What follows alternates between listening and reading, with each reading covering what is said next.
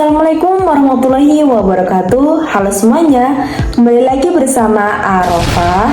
Pada kesempatan kali ini, saya ingin membahas sebuah proyek besar yang tengah menjadi perhatian banyak pihak, yaitu pembangunan Pelabuhan Anggrek di Gorontalo yang digagas oleh Bapak Rahmat Gobel. Nah, proyek ini menarik karena dinilai mampu mendorong pertumbuhan ekonomi di wilayah timur Indonesia. Wow! Penasaran? Yuk simak video kali ini. Let's go! Pembangunan Pelabuhan Anggrek ini dilakukan oleh PT Anggrek Gorontalo International Terminal dengan nilai investasi sekitar 1,4 triliun melalui kerjasama antara pemerintah dan pihak swasta.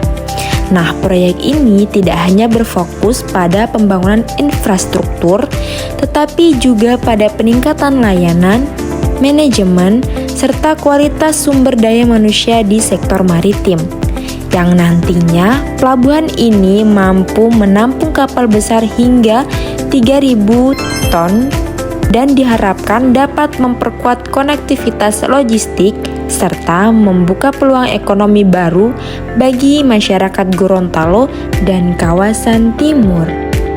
Sebagai mahasiswa, saya melihat langkah Bapak Rahmat Gobel dalam membangun Pelabuhan Anggrek di Gorontalo bukan hanya soal proyek infrastruktur, tetapi juga bentuk nyata dari upaya membangkitkan ekonomi maritim di kawasan timur Indonesia.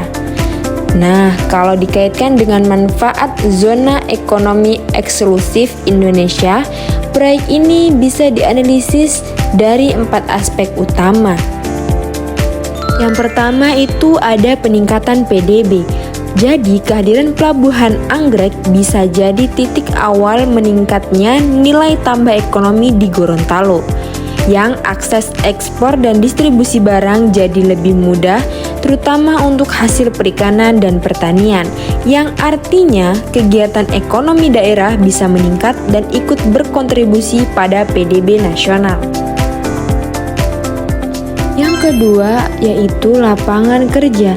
Jadi terlihat bahwa proyek ini bisa menciptakan banyak lapangan kerja baru baik saat proses pembangunan maupun nanti saat pelabuhan beroperasi. Nah, ini sangat membantu masyarakat pesisir yang selama ini banyak bergantung pada sektor informal. Namun, penting juga memastikan masyarakat lokal benar-benar diberi kesempatan kerja. Jangan sampai proyek besar ini justru banyak diisi tenaga dari luar daerah, sementara warga sekitar hanya jadi penonton saja. Yang ketiga yaitu mendorong investasi. Jadi, pembangunan pelabuhan senilai 1,4 triliun jelas menunjukkan keseriusan investasi di sektor kemaritiman. Bagi saya, ini langkah bagus karena bisa menarik investor lain untuk ikut menanamkan modal di Gorontalo, apalagi di bidang perikanan, industri, dan logistik. Yang terakhir ada pengembangan teknologi. Saya kagum nih karena pelabuhan ini dikembangkan dengan konsep Smart Green Port yang artinya ada upaya menghadirkan teknologi ramah lingkungan dan efisien tentunya. Ini penting banget untuk menjawab tantangan industri maritim masa depan. Namun, teknologi canggih tidak akan berarti kalau sumber daya manusia lokal belum siap mengoperasikannya. Harus ada pelatihan dan transfer ilmu supaya masyarakat sekitar bisa ikut beradaptasi dengan perkembangan tersebut.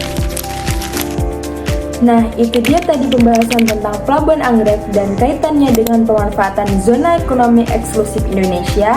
Semoga proyek ini bisa memperkuat ekonomi maritim dan membuka lebih banyak peluang bagi masyarakat di timur Indonesia.